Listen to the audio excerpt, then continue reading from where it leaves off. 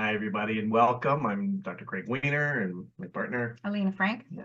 And we get to invite somebody really special, a friend and colleague, and somebody really doing some great work in the trauma and tapping and energy psychology field. And I'm going to let her introduce herself and her background. She's a physician and she has just a wide array of things that she studied. Many of you may also know her as the TikTok trauma doc because she's really just grown exponentially in viewership and people following her on TikTok. But Christine, we're going to be talking about this A.R.T, accelerated resolution therapy, and EFT, and educating people about differences and similarities. But maybe a little bit about yourself, your background, what you do, and how you came to know more about EFT and A.R.T, just to give people a bit of a background. Sure. Yeah. Thanks, guys. So my journey as a family physician is more than 20 years old, but my journey as a trauma therapist is closer to 8. So I'm a lifelong learner, and one of my goals as a person who works in equity deserving spaces is to try to get at the root causes of what's happening. And what I came to understand after a long time in medicine was that, especially in the populations where I work, which is primarily like addiction medicine, refugee health, the root cause of so much, not just psychological distress, but physical illness too, was trauma. And as physicians, we don't actually learn a lot of skills. So I knew I was really more open to learning, and started deliberately taking more trainings. And accelerated resolution therapy was actually one of the first trainings I did. And at the community health center that I worked, there were 2 doctors that had trained in tapping, and I could see the results that they were getting, and I was even referring patients there. And they said, well, you have to train with Craig and Alina because they're the best. Yeah. That brings us full circle back to you. But back to you now. And then ART you discovered back at the beginning, and EFT early on, and then you also expanded into a variety of different approaches and techniques for working with traumatized individuals as well. Yeah. Which led to a fabulous book. Yes. So my journey kind of was learning all the things, because that's kind of how I do stuff, is I try to just learn as much as I possibly can. And what was really fascinating to me was to learn more about somatic or body-based, we sometimes call that bottom-up practices, in addition to the cognitive ones. And for the populations where I work, thinking about your issue does not always solve the problem, because when your amygdalas are really busy, it doesn't work. So my journey has included studying a lot of different somatic and energy psychology practices. So I'm certified in things like ART, EFT, matrix, havening, tremoring. I've done level 1 sensory motor psychotherapy. I've done lots of training in brain spotting. And for the populations where I work, where they can't think their way out of trauma, these kinds of tools have been exceptional doorways. So I just undertook as many trainings as I possibly could. I mean, obviously there's still some things I have yet to explore, but I wanted to look at the evidence-based, where I could actually understand the biophysiology. Yeah, also deep brain reorienting, flash technique. So things that Frank Corrigan, he's a psychiatrist, he's really mapped out a lot of what's happening in the body. And I was like, I want to explore as many roads as possible so that I can offer people a toolkit. So that leads into the book. I wrote the book, The Modern Trauma Toolkit, for 2 reasons. One was patients were constantly asking for resources around the techniques that we were using. So I deliberately wrote a primer on trauma that included a whole chapter on tremoring, tapping, havening, skills that are not really easy to figure out on your own, but I wanted to give them, kind of a physician's therapist perspective on what that looks like. And I wanted the book to be really, really gentle. So a lot of people who've been through trauma, their brain is kind of offline. They can get easily triggered. And I wanted to write a book that was less likely to be hard for those folks. Mhm. Um, The so I experience wrote of it a self-help book Traumatizing, triggering the right. person reading it. Yeah. Right. It Okay. happens all the time, especially related to trauma and complex trauma. And more people are starting to realize that they have it and Mhm. they're looking for resources. So that was really the goal. Thank you. It's a great book. It is a great book.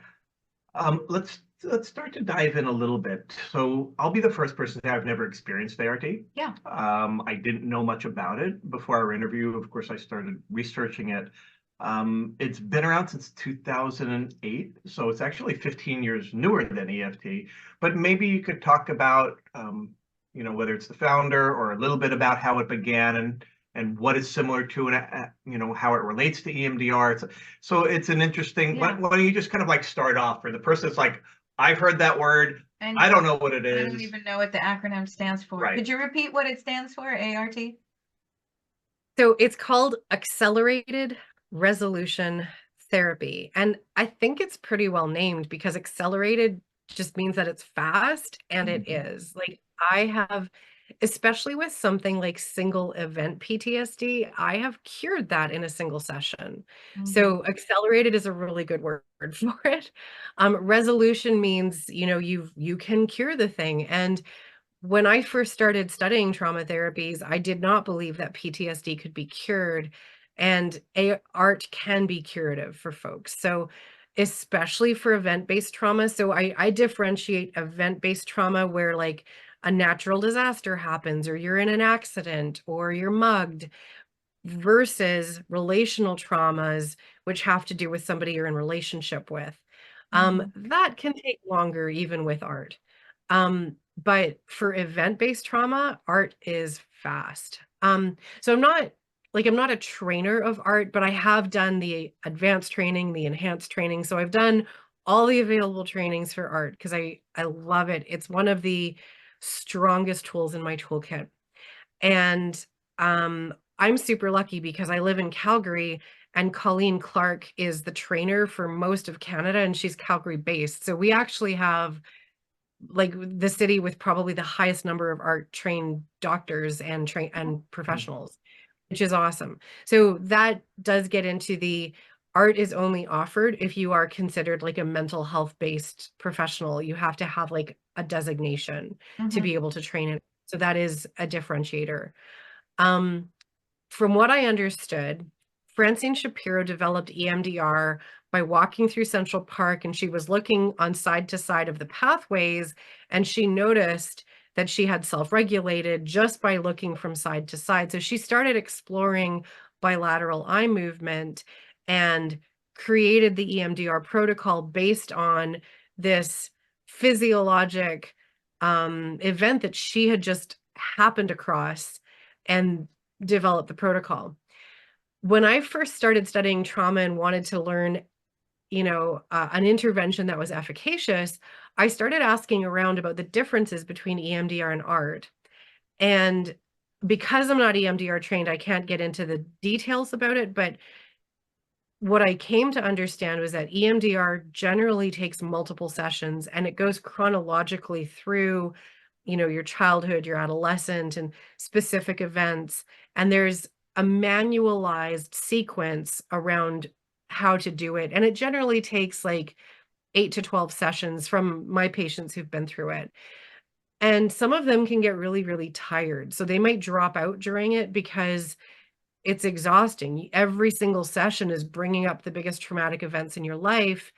And so there's some anticipatory dread related to EMDR that ART doesn't do because it's almost always a single session. Sometimes it's two.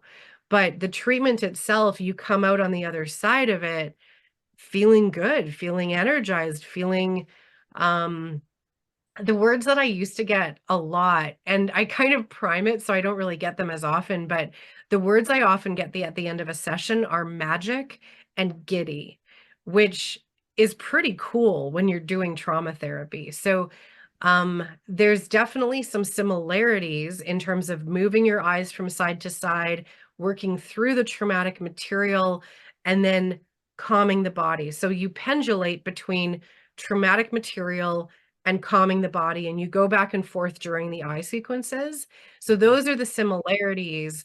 But what I love about art is it is fast and efficacious. Like well over 90% of my patients respond to it.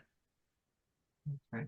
From what I was researching, there's a very strong visual and image component to ART. Given it's funny because I just posted an article recently on the studies about people that have aphantasia or people that experience difficulty with images. So maybe you could speak a little bit about maybe the cognitive versus Right. the visual versus the image, Would that or be even more. would that be a patient that you wouldn't use ART Right. on if they're not a visual processor, for example? But actually, I jumped ahead because I'm still not clear, or for the audience, Mhm. what it actually is. Is it somebody visiting?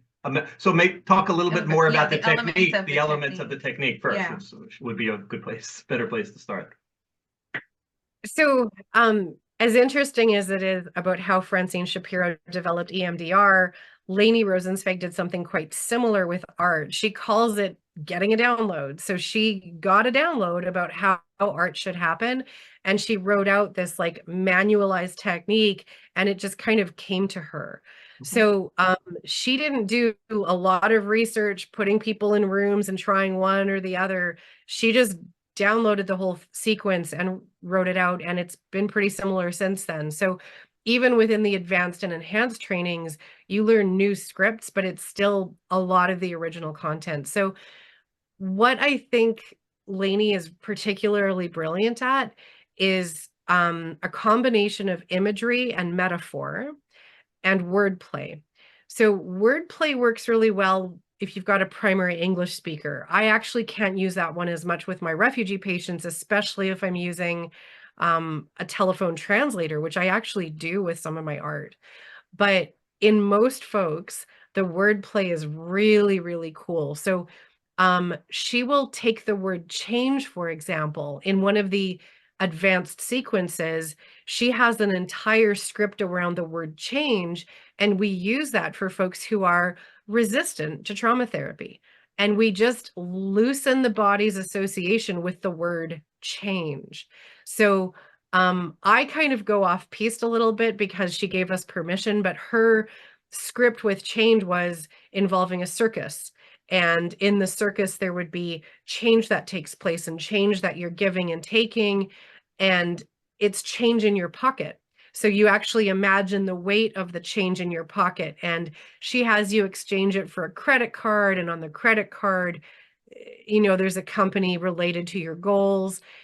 A lot of use of metaphor. So what you're doing is you're rewiring the neural network using imagery and metaphor and wordplay to something that is more flexible, which is ultimately how you heal trauma. So she intuitively knew how that would work. The way I describe it to patients with almost any technique that I use in trauma, I try to integrate guided imagery. And I say, in my experience, imagery and metaphor are the language of the subconscious. So I can explain how that relates to EFT techniques in a bit, but that's what I think is like the superpower with art. Okay. So you said, for example, EMDR is taking them through the sequence and through an event, and yet somehow there's either replacing of images or working with metaphor and images with somebody. So are they talking about their traumatic event? Are they then speaking of it? Can you give a little bit more, because it's still unclear? And is all of this happening while doing eye movement? Yeah, so we're given a script. I think it's like 16 pages, and it's very manualized. So I vary the words a bit, but I stick to the script because it works.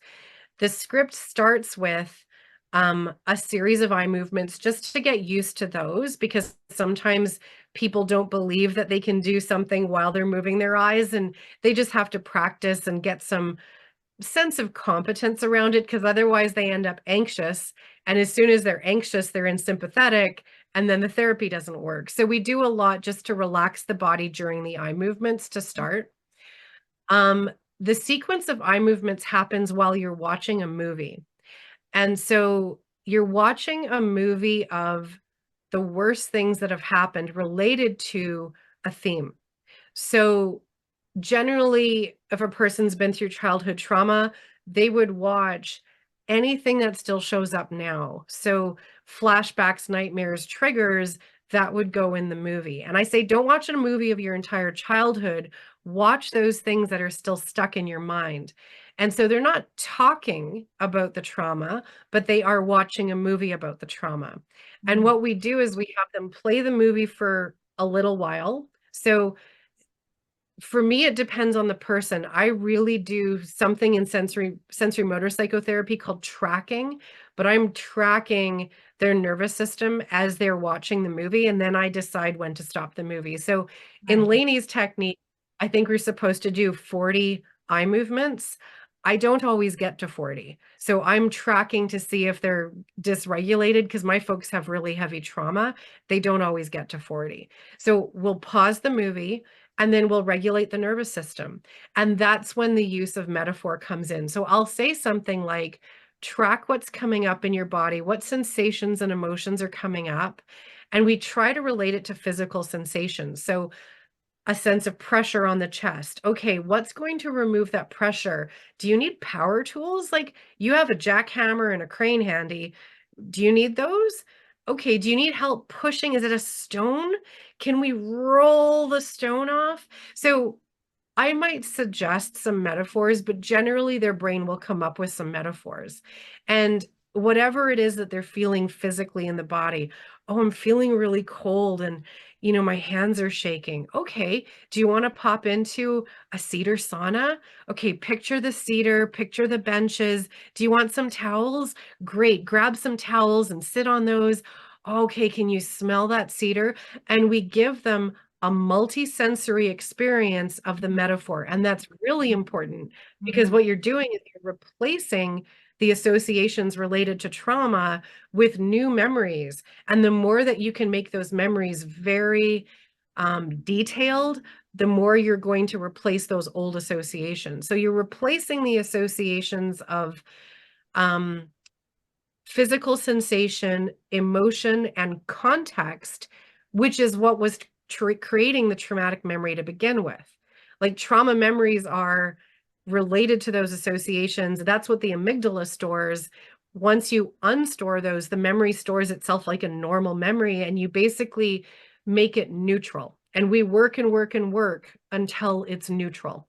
So the first time they watch the movie, there will be almost always a lot of negative associations. If there aren't, it means they're dissociated, and then there's a protocol for that until we can get those negative associations.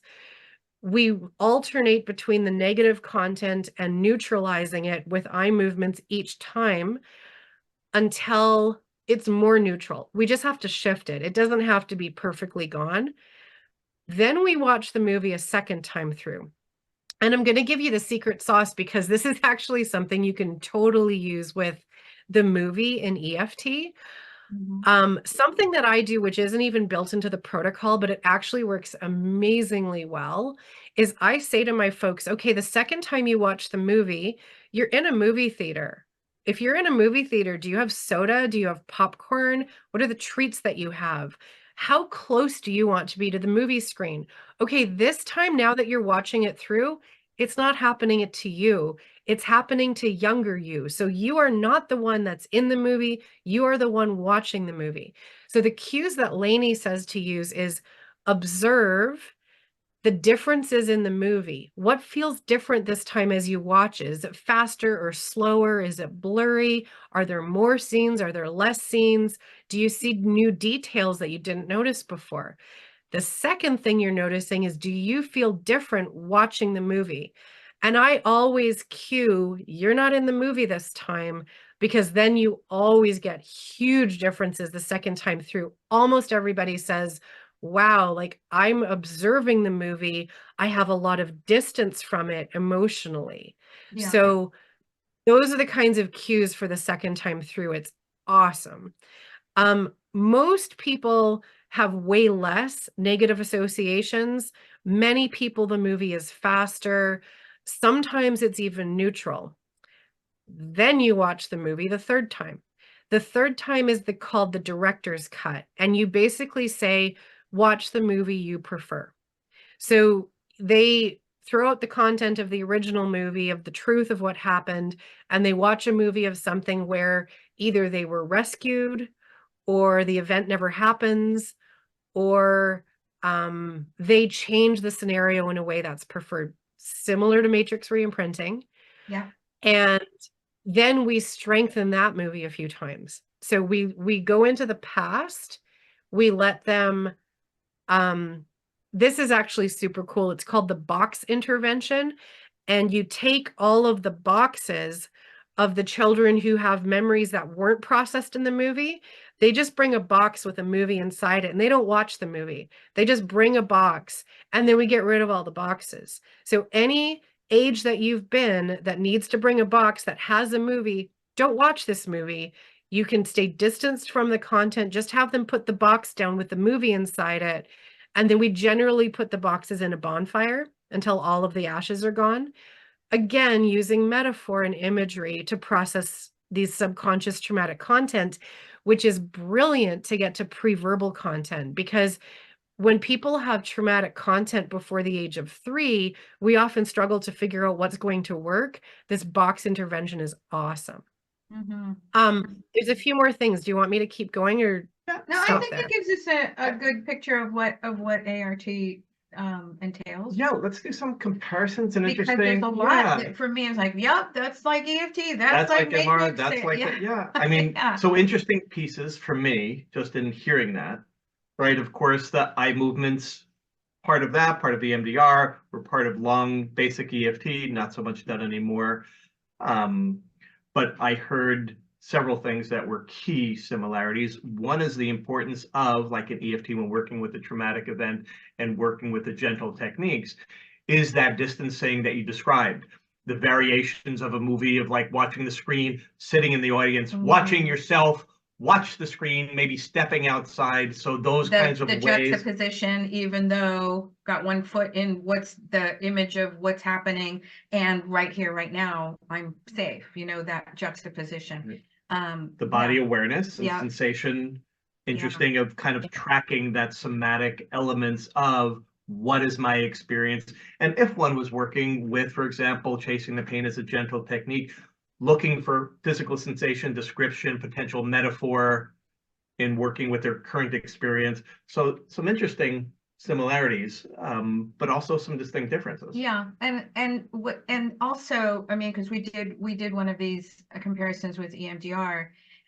It doesn't sound like there is a lot of preparation. Like I know in EMDR, there's a lot of preparing even to get started. It doesn't sound like that's the case with A.R.T.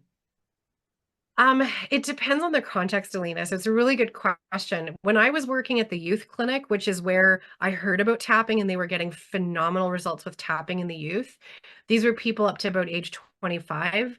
As we know, they have the most neuroplasticity or ability to rewire the brain really quickly because their brain is wiring itself. Like this is a time when the brain is undergoing a lot of changes. Right. So in those youth, I would often see them one time to I would see them for whatever reason. I'd elicit trauma and I would explain to them art and I would get their consent around it. And then I would do it the next session. And that went really well with youth. Whereas with adults, I move at the speed of trust. And so if I don't think that they can self-regulate sufficiently and they might flood or freeze, or if they don't trust me because they have so much relational trauma that they can't be in a calm body around me, then I have to wait until they're ready. So I use Judith Herman's 3-phase protocol. Like the first phase of trauma therapy is establishing safety. And I can spend as long as it takes to do that. Sometimes I'll have to wait for 6 months. If they can't self-regulate and stay in that window of tolerance, I won't do art.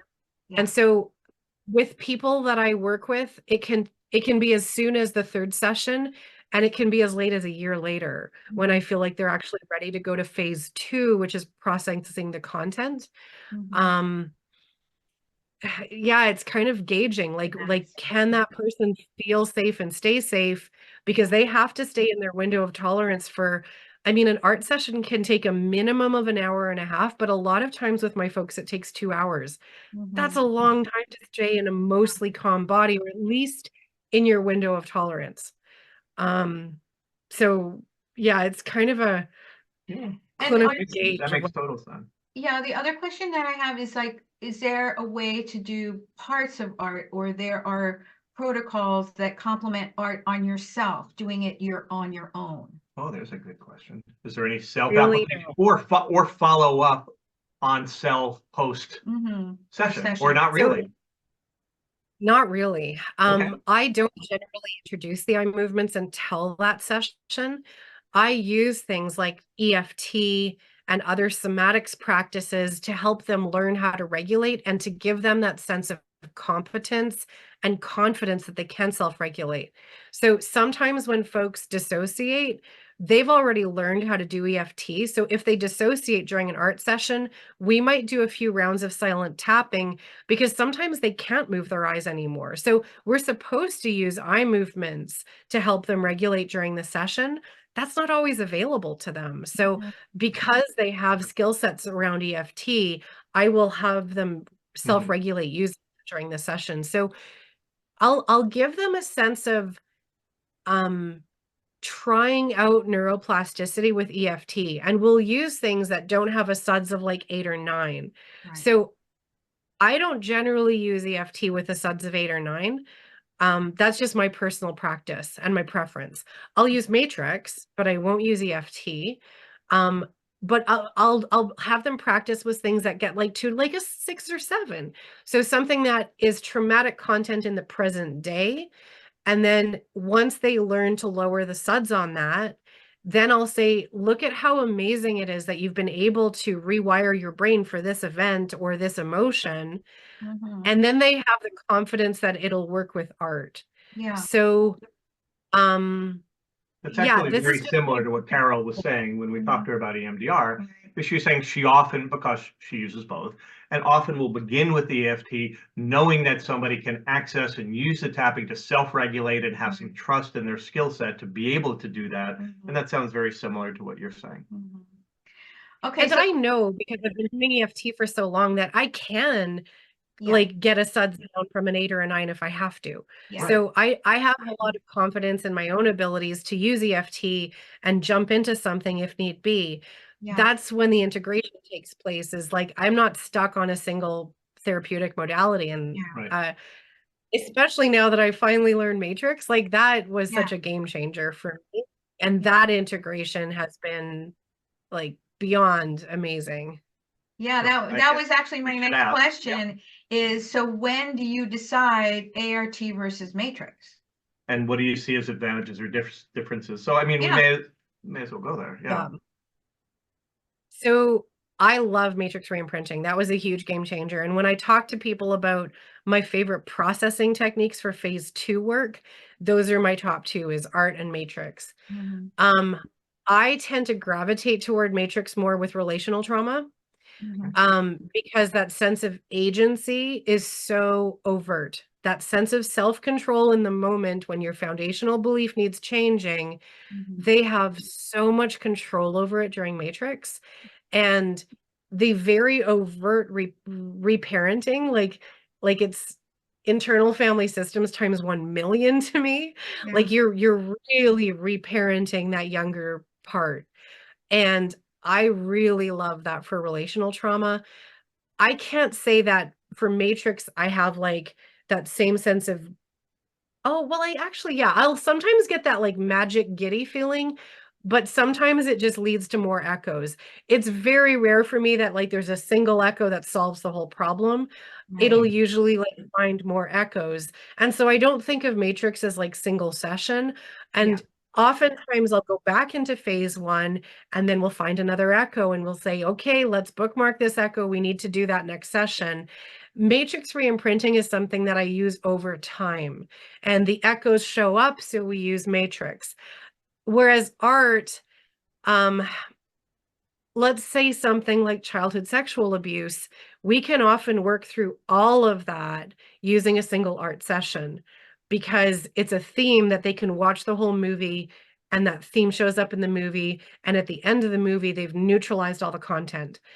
I haven't learned how to do that with MR. Maybe you guys do it with Matrix, but for me, I end up finding more and more echoes that felt helpless, that felt powerless, that felt that same theme shows up in different ways. So the childhood sexual abuse might be one way that shows up, but they might show up in different ways in other relationships. So I do believe that matrix reimprinting is doing something really similar in terms of changing the associations to traumatic content. Mhm. In my experience, it's not always single session, Okay. which I love about it, frankly, because it gives me a tool that I can use anytime. I can use matrix in the second session if I have to, and I'll use it even in phase 3 integration. Matrix is something that to me is a longitudinal technique. Okay.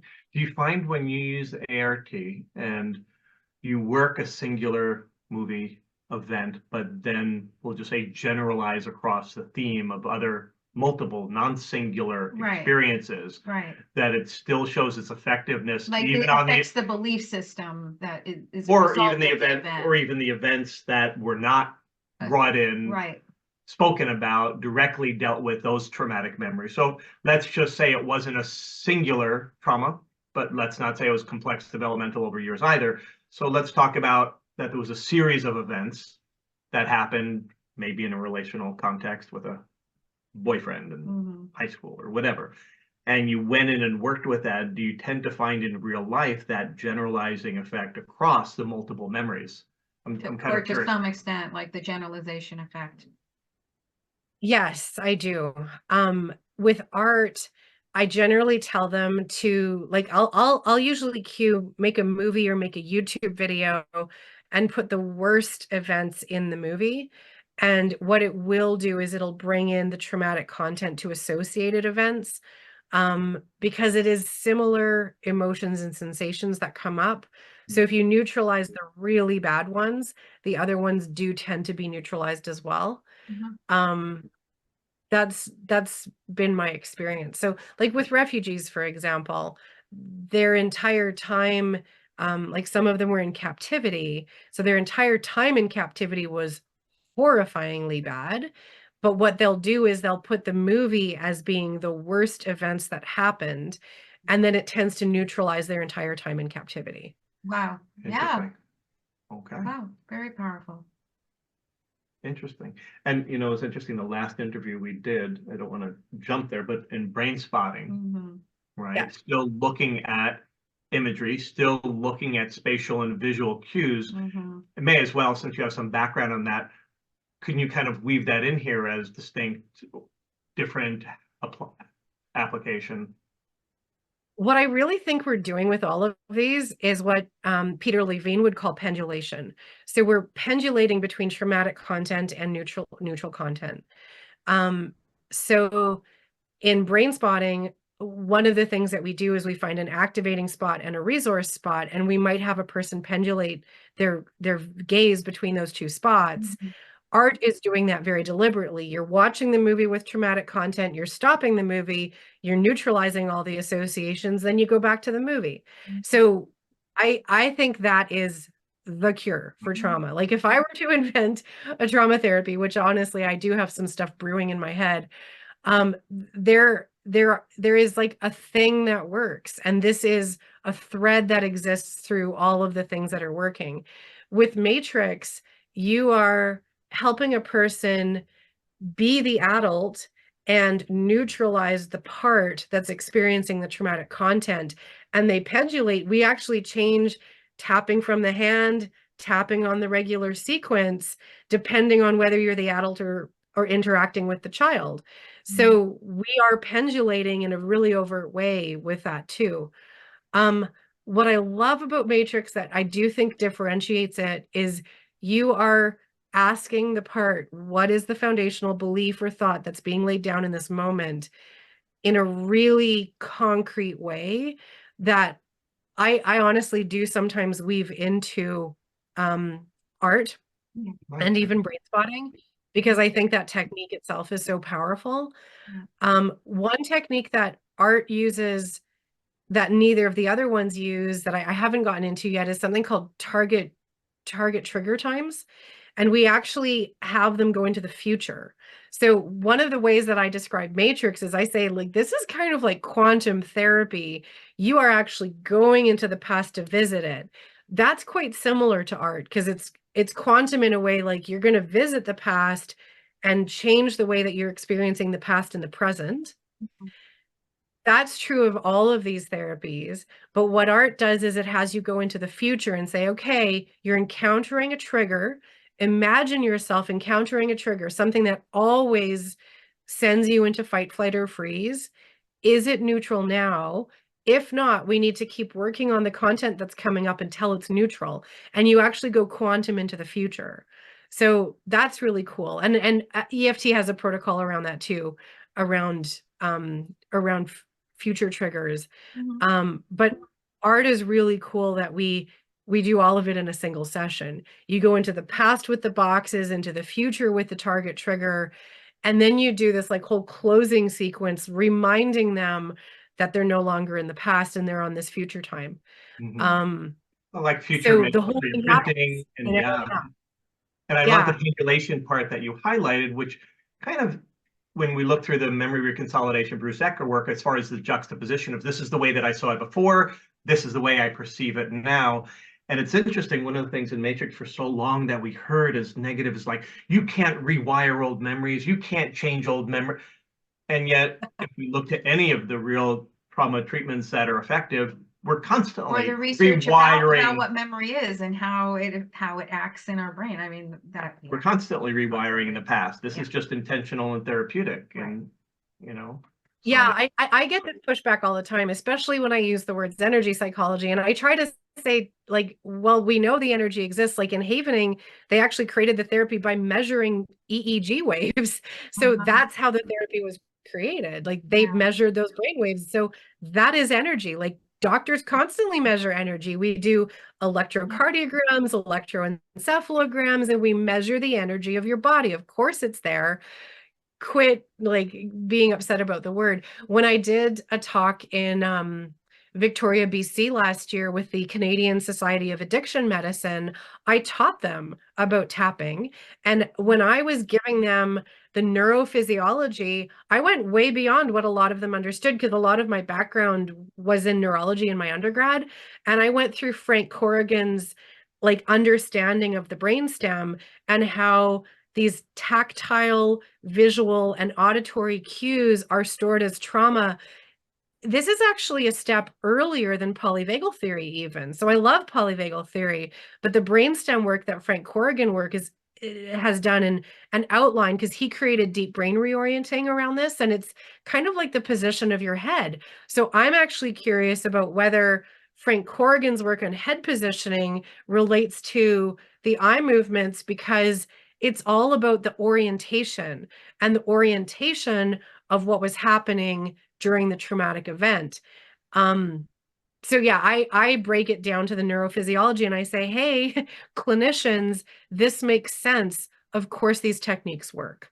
And I think that we're reaching the tipping point where people will get buy-in, mostly because it does make sense at a anatomical level.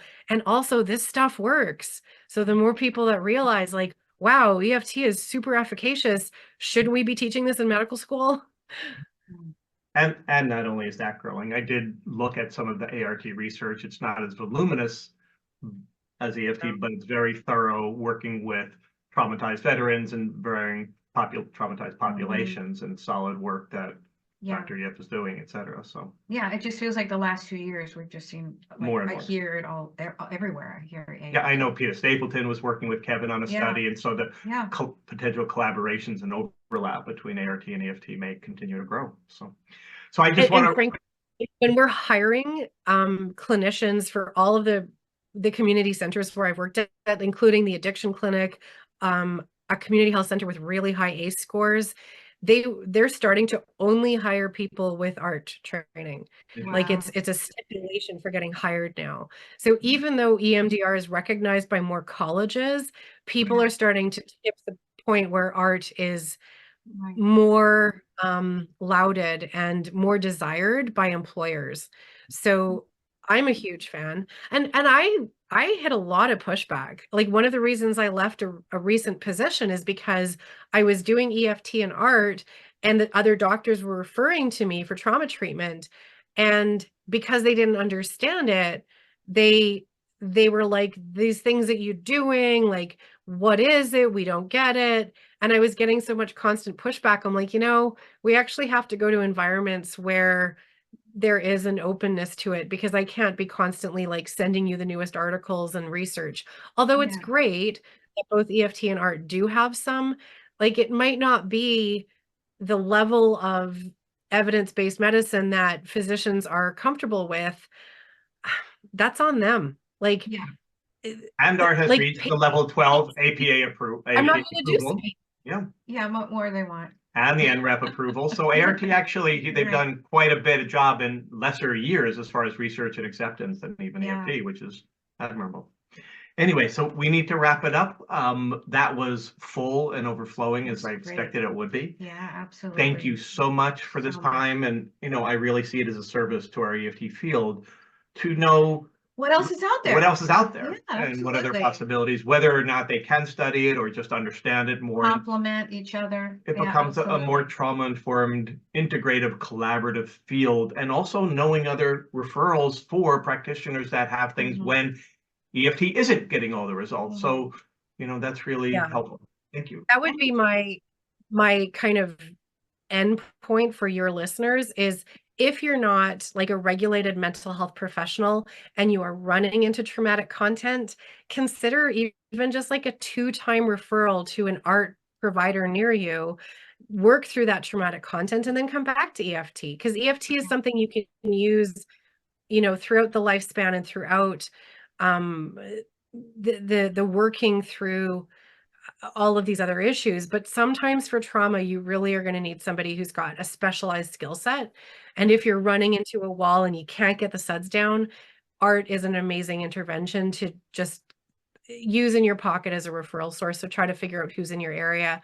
The ART website has like find a provider by location. So it's usually pretty easy to find us. And we're getting more and more ubiquitous because more and more people are recognizing how helpful this stuff is, and you can learn it in 3 days. Like, it's actually weird how you learn it in 3 days and then you really don't have any mentorship after. You have to show that you've done lots of sessions after, but you don't actually have even the mentorship that EFT does, which hopefully they'll build into the training at some point. But yeah, that's Where can people find you and your book?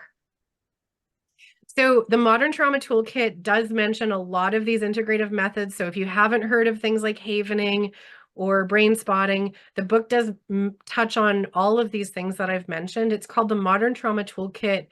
Even though it's written for patients, it's written at a grade 8 level, it's written to be non-triggering.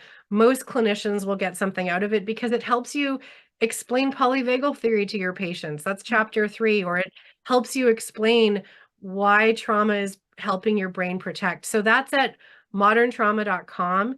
Amazon in the States actually has it on sale for $14. I don't know why. That's not what the publisher said, but it's a steal of a deal. Recommend it to your patients. So something for you and patients. I can be found at christinegibson.net. I don't take patients, but I do lots of speaking engagements, and I run a company on psychological safety in the workforce, which is saferspacestraining.com. Okay, and, thank you. And on TikTok? And on TikTok. I'm TikTok trauma doc, and I will actually be pivoting to YouTube because I do think that the US legislation is probably going to harm TikTok in the not too short future. So I'll be doing more book. So for those of you who can actually see me on the screen, you can see I've got hundreds and hundreds of books about trauma and toxic stress. So one of the things I will be doing on YouTube is talking about like who else is thinking these things and what else can we learn? Because we're always wanting to learn more. Yes. Thank you so much for taking the time for everybody today. Well, thank you both.